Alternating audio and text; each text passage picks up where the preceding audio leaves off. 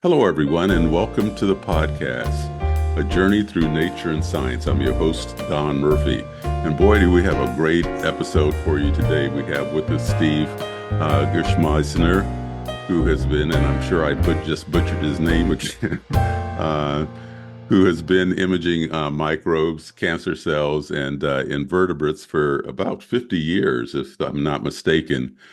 He's crafted an extraordinary array of more than 10,000 scanning electron microscope images. He joins us on this episode to discuss his craft and tell us how he captures these remarkable images. And we're going to share some of these images during our conversation. For those of you listening to the audio only, you can go to Steve's website at theworldcloseup.com. That's theworldcloseup.com. He has a beautiful gallery there of all these images, some of which we'll share with you here. And then we'll also have a blog page on Steve as well at natureandsciencepodcast.com.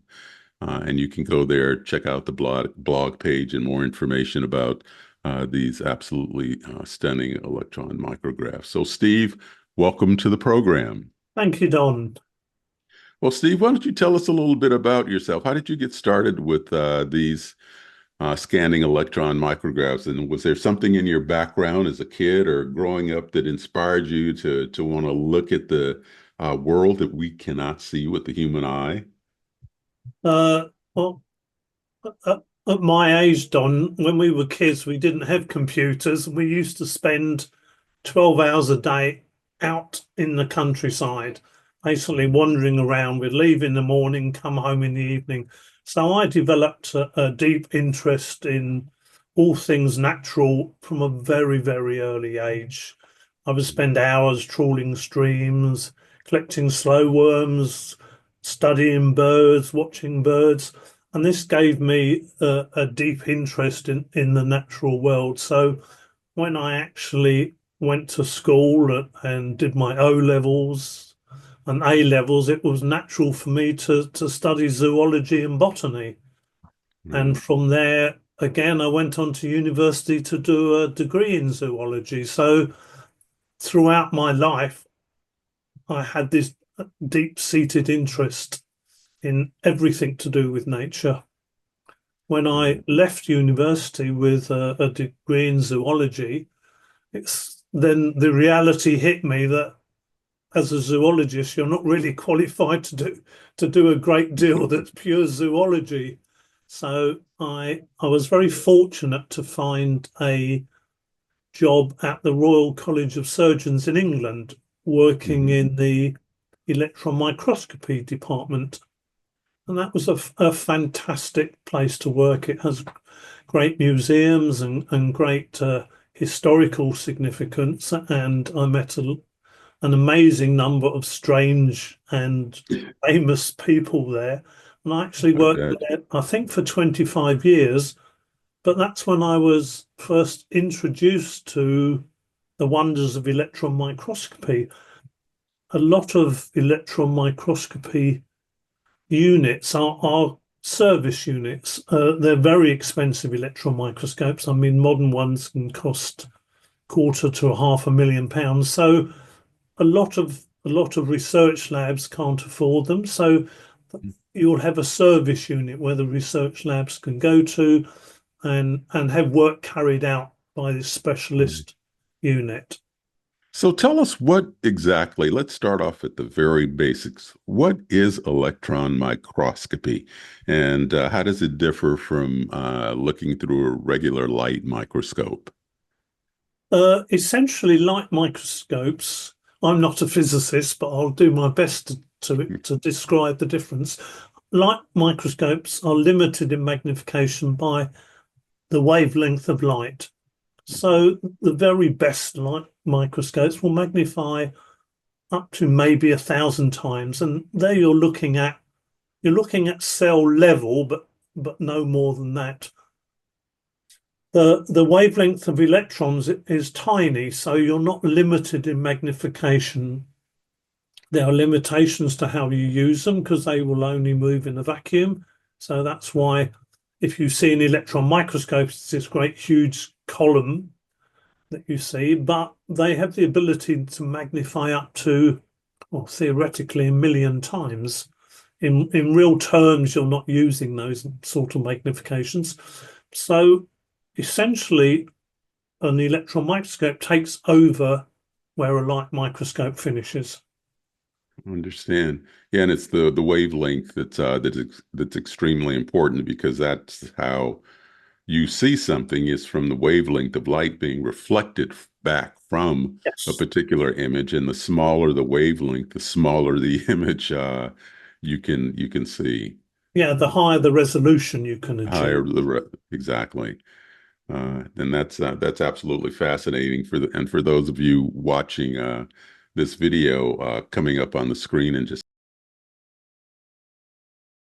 a minute, you'll see an image of an electron microscope and exactly what it looks like. And then you'll also be able to go to our website and find out a little bit more information about how an electron microscope actually functions. So, without further ado, we're going to look at some of these images, and that way you can explain exactly the process that you use. And I'll bring up here on the screen for our viewers to see some of the images that we talk about that we're going to discuss here.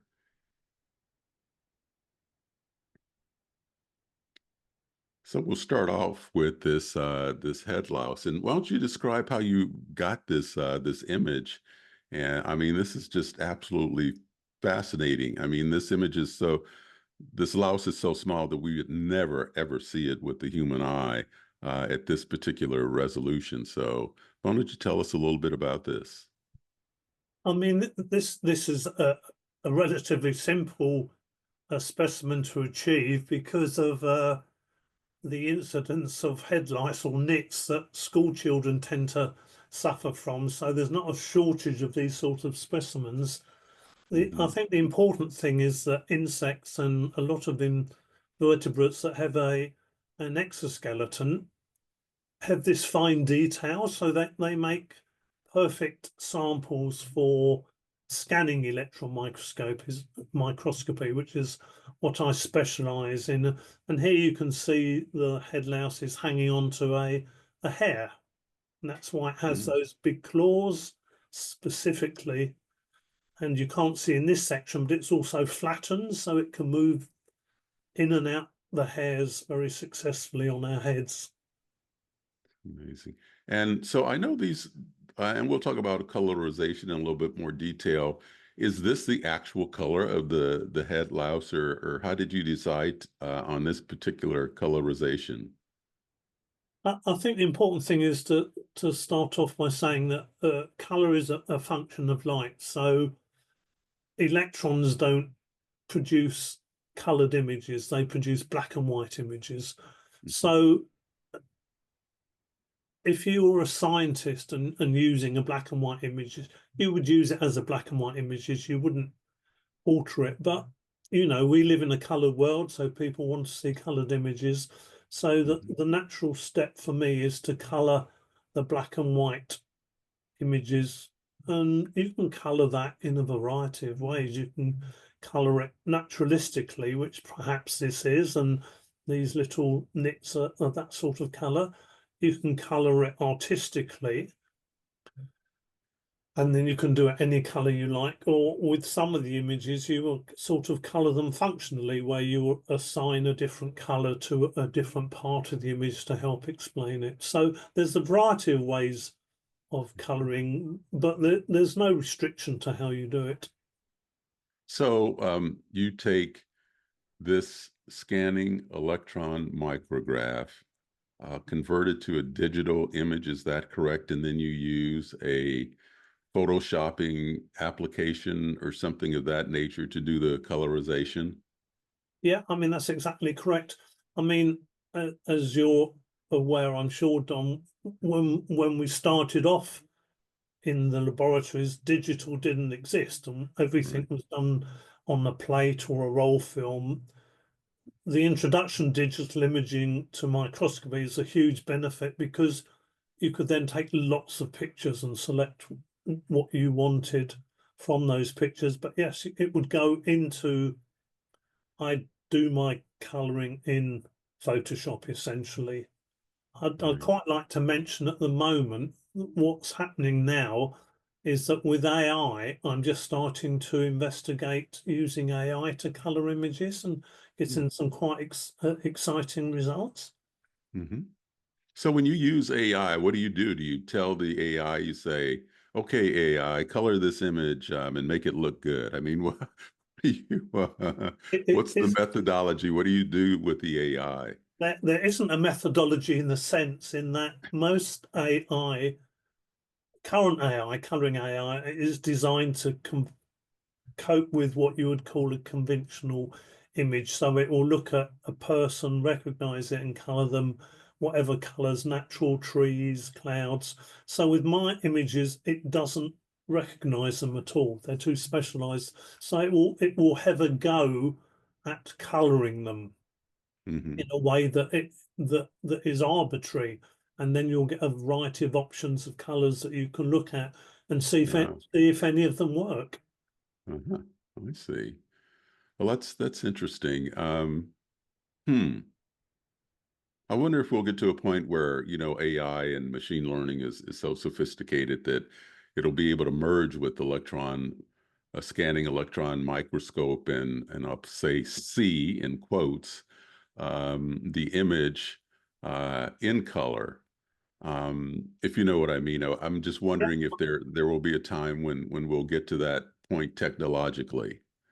I think that the restrictions on that is that in science, pure science, people want the original black and white image. I know now that a number of I hope I'm correct with this. I think I am. A number of photo libraries will no longer accept AI generated images. I Hmm. like to think I'm doing something different because I'm starting with an original image and I'm just adding color to it, which is what I've always done. So I think we're in very early days of AI and no one really knows what will happen. I think we're going to see massive changes over the next few years with what AI does. Yeah, I think you're absolutely right. Well, let's go on to the next image. This is another fascinating image, and I'm sure a lot of people can relate to this, having gone through the pandemic. So this is a SARS-CoV-2, and the images of the virus are actually the buds that are in red here. You want to talk about this image a little bit? How did you capture this and decide on the colorization? I, I think the thing about viruses that I love for what I do is that you can't see them down a conventional microscope. You can only see them down an electron microscope. So they're an exciting subject for a microscopist to look at. And I'd always wanted to look at viruses. And I'm very fortunate to work with a group from the University College London, run by Professor Greg Towers, who's been a great collaborator with me. And we've looked at a number. We had looked at a number of viruses before COVID arrived, and it was just a normal progression to actually start to look at COVID when it arrived here. And most viral work is done on cultured cells. So this is a cultured cell that's been infected with the virus, and that's a single cell budding out millions of viral particles. I mean, viruses are Mhm. fascinating anyway. Oh, yes. Conventional definition, they're not even living, but look at what, they've killed more people throughout history than all the wars put together. So, they're a great subject for me to look at, and I always enjoy looking at viruses. Yeah, it's one of the reasons I got involved in science in the beginning. I mean, when I was asking you what started you off on your journey, for me, it was reading Watson and Crick's book on the discovery of the structure of DNA, and that started me on my journey. And then viruses, Dr. Gallo and others who were early pioneers in researching um, viruses were a big influence on my life. You mentioned something really important our listeners should understand is that you cannot see viruses conventionally, and conventionally or even looking in a light microscope. And so their discovery was indirect. And I'm not going to go into a huge science lesson here, but the discovery of viruses and the fact that they even existed was discovered indirectly, and it wasn't until the advent, as you say, of the scanning electron microscope that we were actually able to see what a virus looked like and understand their structures. Um, this is amazing.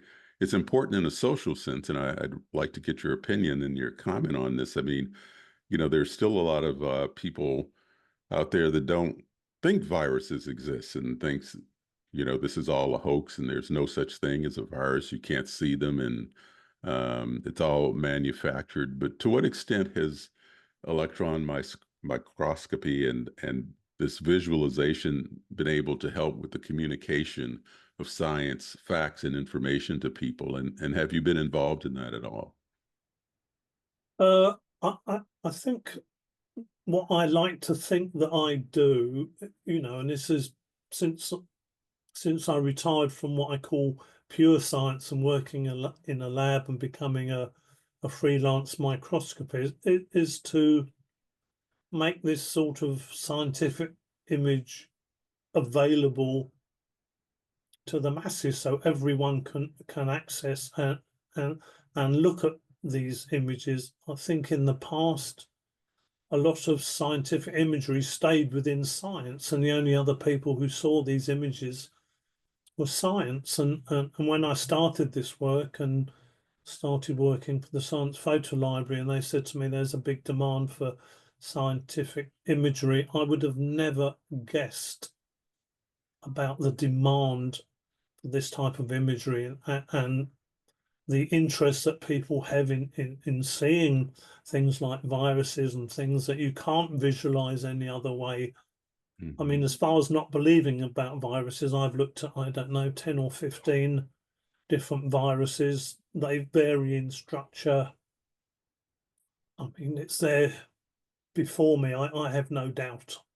It's Hmm. absolutely, if I think if you're a scientist and you have a scientific background, you don't doubt the existence of viruses, especially when Right. you've looked at so many that I have. Right. And of course, if you get sick, that's some other evidence as well. It's interesting that you say this. I was talking to someone yesterday on another podcast, and we were talking about that there really needs to be a Neil deGrasse Tyson of biology and biochemistry to get these images and this information out there because people see stars, they've looked at them forever. We've had telescopes for centuries now, and people have been able to see galaxies and nebula. And of course, now with the color imaging and the digital imaging that we have, people are even more fascinated. And as you say, now that we have this kind of imagery that people can actually see what's going on a microscopic level and see inside the cell, I think it'll give people a deeper appreciation for life and for what's on inside. I mean, the microscopic world is just as vast as the universe out there, just as vast as all the galaxies in the universe, if not even more so. And so I think you're doing a great service getting these kind of images out there. Thank you for those comments, Don. I'm st at 75, I'm still enjoying what I do because when I sit down at the microscope, I never know what I'm going to see. I can see something someone's never seen before or never shown before, and that's the challenge for me to we've recently looked at some new viruses that have never been visualized before, Mhm. so we're producing images that didn't exist before and making them public. All right. That's fascinating. Well, let's go on to the next image here, which is another fascinating image. This is a bacteria from human fecal samples, and most people now understand the importance of bacteria in the gut bacteria, and a lot of medical diagnoses are done by looking at human fecal samples. And here's a really good example of what you can actually see. You want to talk about this for a minute? Again, I think you're absolutely right, Don, that the biome, especially the human biome, I think over the last 5 to 10 years, people have realized how essential bacteria are to us. We have more bacteria in our bodies than cells, and they don't just control what's going on in your gut, but people now believe they are responsible for neurological things, even for emotions. Hmm. Every site in your body that you look at, and I've looked at most of them, has its own little bacterial biome, if you like. So not only are there millions or billions of bacteria in the body, but if you look at someone's umbilicus or belly button, you'll find a little colony of bacteria there that are not found anywhere else on the body. So again, they're incredibly important to us, and without them, we wouldn't exist. We couldn't live without our bacteria. Right. You talk about relationships and connectivity in the world. It's one of the things that most of my listeners now know that I left the medical profession and became a park ranger, and it and worked in the environment. And it's amazing the connections that you end up understanding and seeing from the medical world to the broader world out there that I worked in the environment. Everything is connected, and we all life depends on other life. And images like this, I think, as I said earlier, create a deeper understanding when people can actually visualize and see these kinds of images and know that this is what's going on in the human body. I think it's extremely enlightening. Yeah. The colors on this are beautiful. How and why did you choose these colors? I actually didn't choose these colours.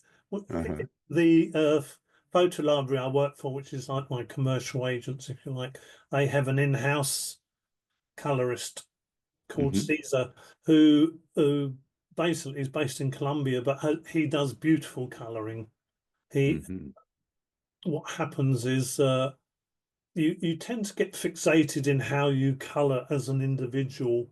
So this is why I'm interested in the AI. But he colours in a beautiful way, and this is actually one of his coloured versions. I think essentially you're just colouring the different types.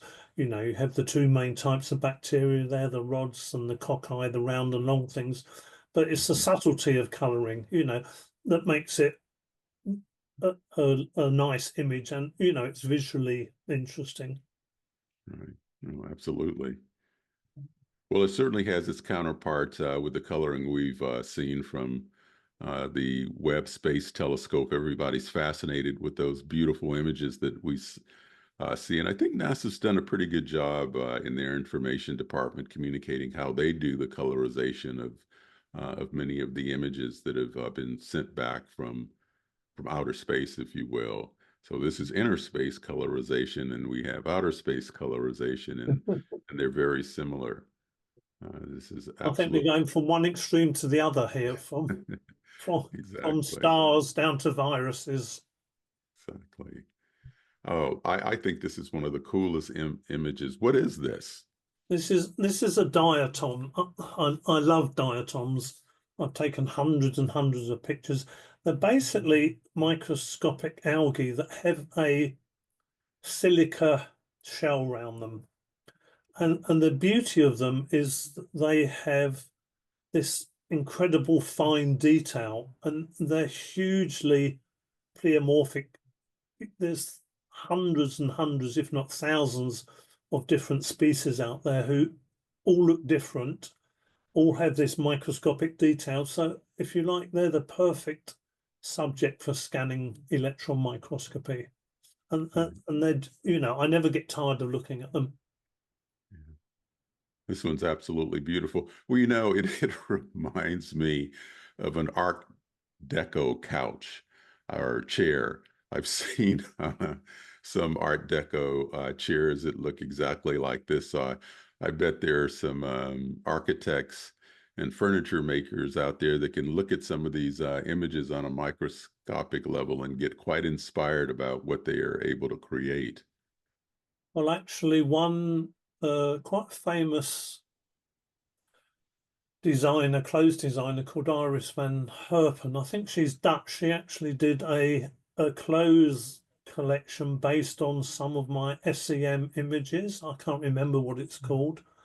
I Mm, think it's actually called Micro, but she used some of my images to, I think she 3D print some of her mhm, dresses. But that was one of the more stranger use of my images. But no, diatoms are beautiful, and if you look at them, they often look like other things. I've got ones that look like perfect little handbags, and mhm, they're interesting on a number of levels. Apparently, they're more important than the Amazon rainforest for the environment, for the mhm, O2 and CO2 balances that go on there. You mhm, know, they're one of the things that some of the filtering whales eat in vast numbers. You get huge blooms of these mhm. diatoms that you can see from space. It's amazing. So, from a business point of view, are you able to commercialize any of your images? And like the lady that did the dress designs, or I mean, this takes a lot of skill and creativity on your part. Everybody can't do this at all. So, I'm wondering from a business point of view, can you capitalize on the creation of these images? I know these things occur quite naturally in nature and they're part of nature, but the creation of the images and being able to show what they actually look like, take your ability to accomplish. I have a commercial agent, Science Photo Library, where all of my images exist.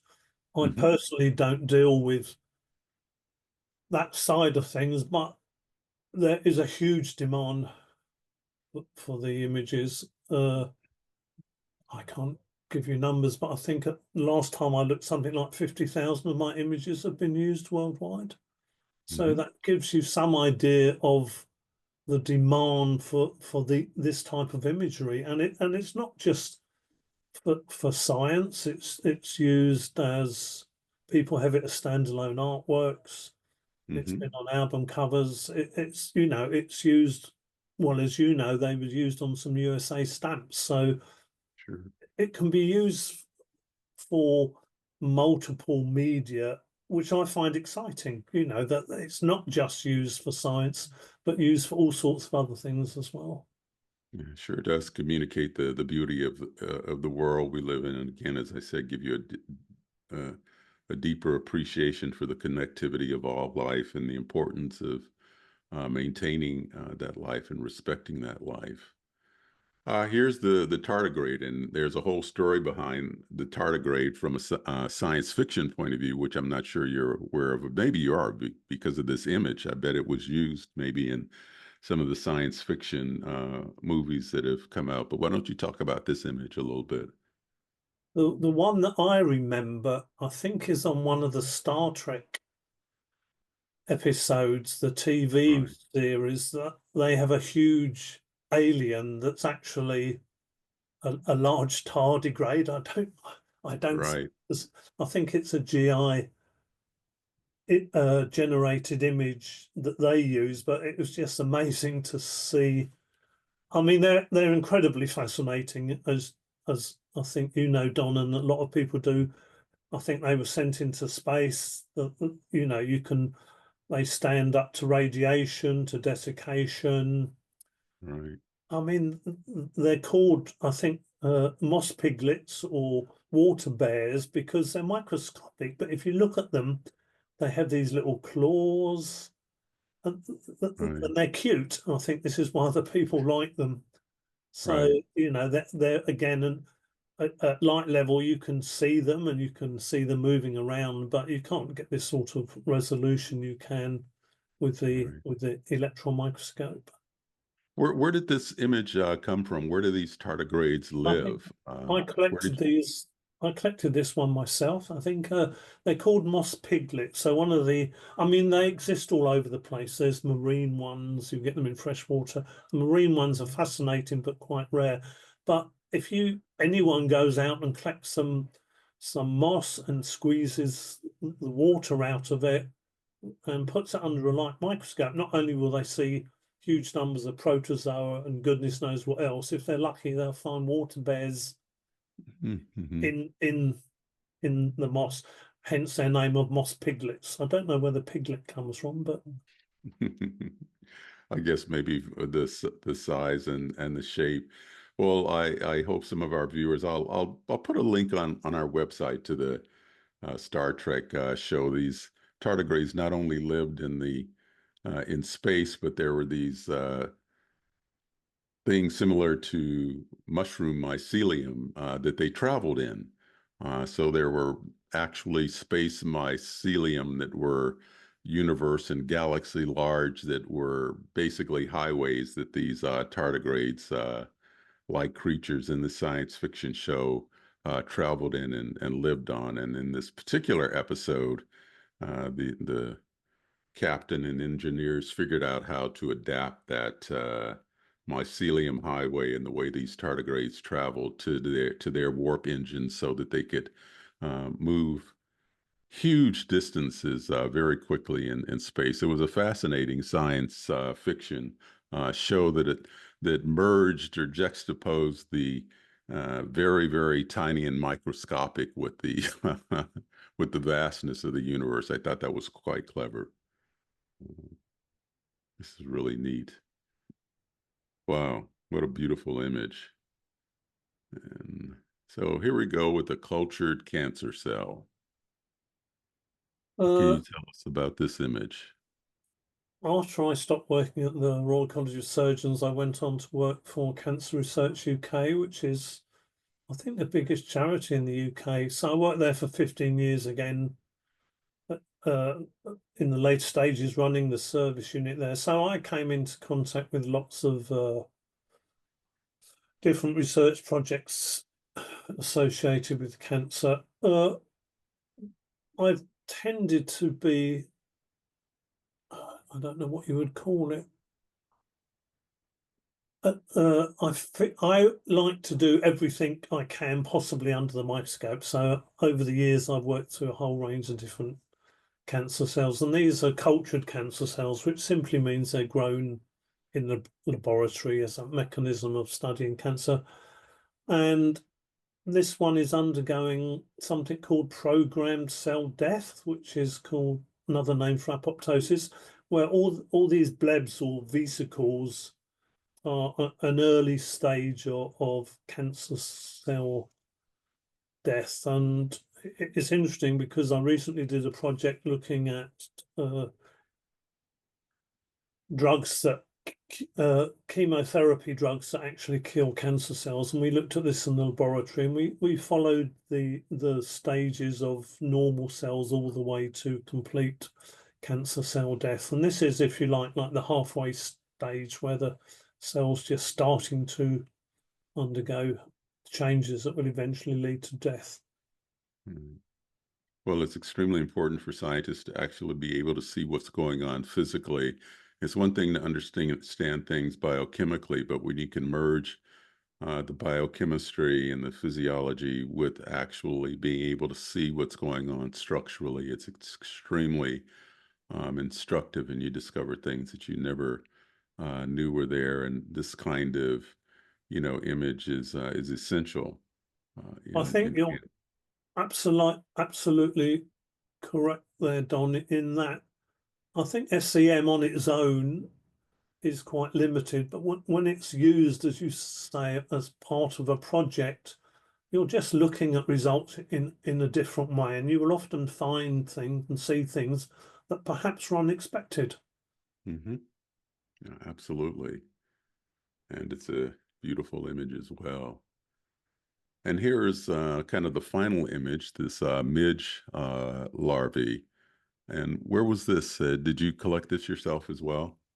I mean, this is an example of why I love scanning electron microscopy. I actually have a couple of allotments where I grow things, and I noticed on my raspberries I had a fungus growing, and I thought, well, that might make a interesting image. And when I actually came to look at it in the microscope, unbeknown to me, there was this little midge larva actually feeding on the Hmm. fungus, which is the green here. So it's again why I enjoy what I do. You're never quite sure what you're going to find. So I take a sample to look for something, and I found something unexpected, and again, something that produced, I think, a lovely image. Yeah, it's absolutely beautiful as well. So how do you access these electron microscopes? So when you collect this, where do you go, and how do you gain access to these expensive machines? Uh, if you like, this is one of the limitations to my work. I was very fortunate to have a colleague who gave me access to a microscope for a number of years. Because they're so expensive and so large, they are limited in their access. But I actually pay for time. I hire the microscope, if you like, again at the University of London. So I buy time to, so I do all my preparation, have all my samples ready, and then go in and use specialist preparation equipment, and then the microscope. I think, as we mentioned earlier, the onset of digital is a massive help 'cause it allows me to take a lot of images in a relatively limited time. Mhm. So when you collect a sample like this, do you have to do particular preparation or care between the time you collect it and the time you end up at the microscope itself to do the imaging? Yeah, it's very critical how stuff is prepared. If you think about an electron microscope, as I said before, it has this huge column, but it's actually under a vacuum, and you're bombarding your specimen with electrons. So neither of those are ideal for anything biological. So the steps are relatively straightforward in that the sample would be fixed, which means it's preserved, it makes it stable. It's then Hmm. dehydrated, removing all the water. It's then dried in a very specialist piece of equipment so it doesn't distort. And then it's covered in a very fine layer of gold, which is there to reflect the electrons and actually produce the images. If you didn't have the gold, the specimen would charge and heat up. So it's a critical and specialized preparation, but it's pretty standard. That's just amazing. But I mean, it does take skill and know-how and ability, and it's I mean, it's a craft in itself. Not everybody can do this. It's just absolutely beautiful and remarkable what you're able to create here. So what's next for you? What are you going to do next? Are there specimens or images you have never seen or taken before that you're on the hunt for? To be honest, I'm slowing down because of my age, but Uh, I'm always working on different projects. At the moment, I'm working with a group in the University of Florida on diabetes, and we're looking at not scanning electron microscopy, but transmission electron microscopy, and we're producing some beautiful images of islets. It's a group who are working on they're working on diabetes. and And islets are the cells that produce insulin. Is that yeah, right? basically insulin producing cells. So we produce some sort of unique and I think very beautiful images there. I'm working with a group on chronic rhinitis at the University of Vienna Hmm. and continuing the viral work. We're hoping to look at some other viruses with with the group in again at University of London. But I never know what I'm going to do. Sometimes I'll be approached to carry out a project, or something will occur to me that I'd quite like to do. Right. So it's an unknown future for me, really, to be honest, Don. I understand. Well, you mentioned the transmission microscope. What's the difference between that and a scanning electron microscope? I mean, can I share an image with you? Are we able Sh- to do that? Sure, if you can, let's see. Let me stop sharing this image and maybe we can bring it up on the screen. I'll do the one of the eyelet, which will demonstrate, I think, really nicely. Okay, I'll stop sharing this one and maybe if I can see your screen, maybe we'll be able to do that. Let's see. So do I just press share now, I wonder? Yeah, you should just be able to press share Share. Sharing is not and then if you have the image on your, in request. Request has been I sent. got it, so I can allow. Yeah. And now do I And need it's the keynote electron. This one? Let's see if this is the one. so you okay. Oh, that's not the So one. can you see my screen? I wonder, or do I need to share it with you? Am I making things complicated?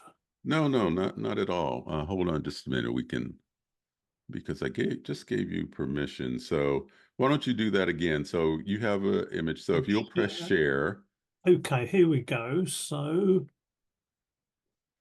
screens, yep. Share. Okay, so I should be able to screen sharing. So I wonder if I can open desktop. I don't know if this will work.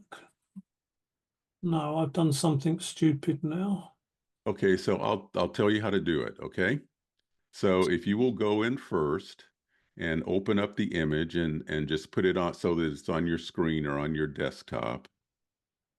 That's what you want to do. Okay, there it is. There it is. Can you see that? Yes, and our viewers should be able to see it too. There we are. Okay, so this is a whole normal eyelet, and I'm just.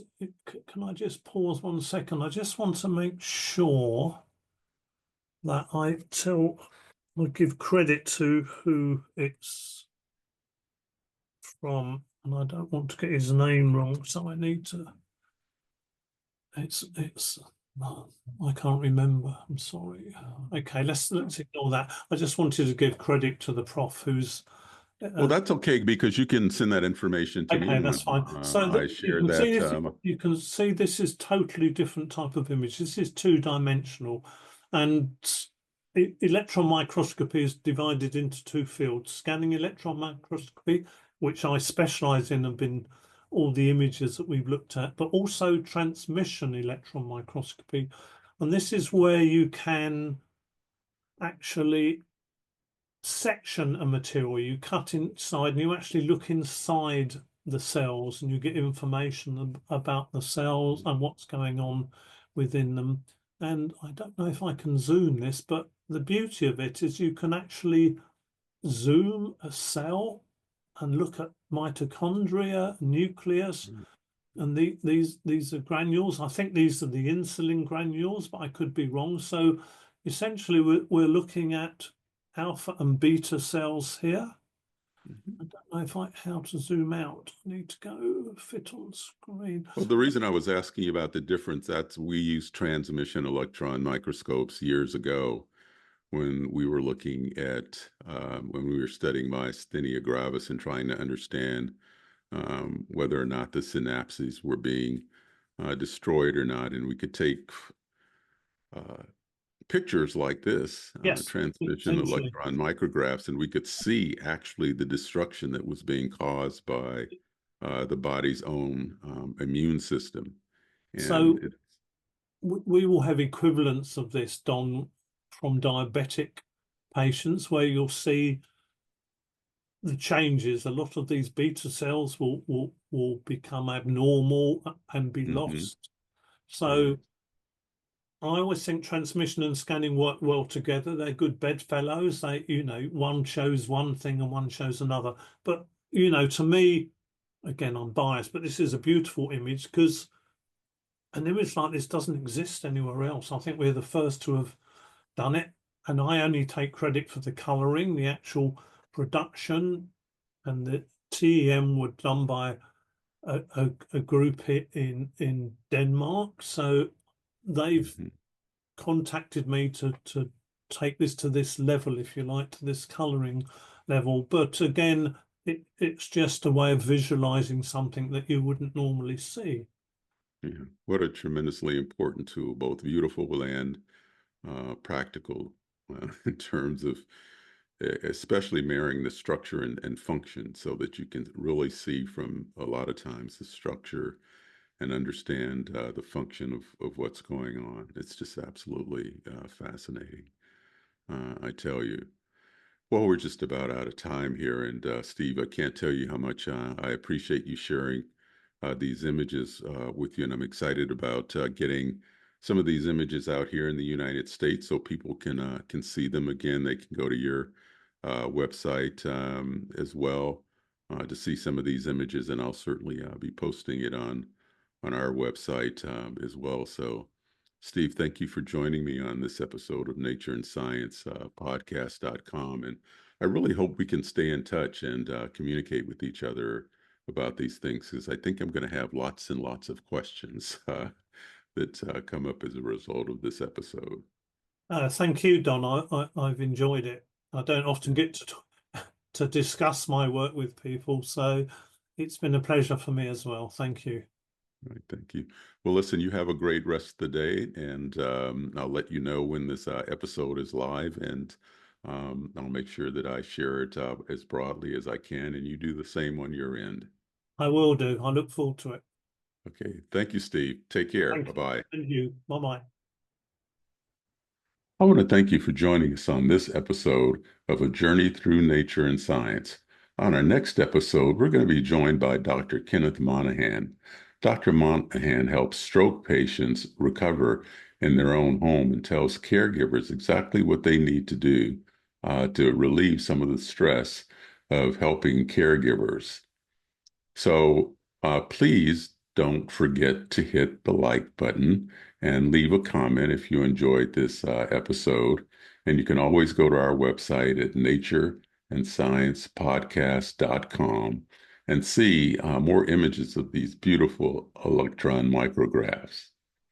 So as always, stay safe, share happiness, and remember, never stop questioning. Curiosity has its own reason for existing.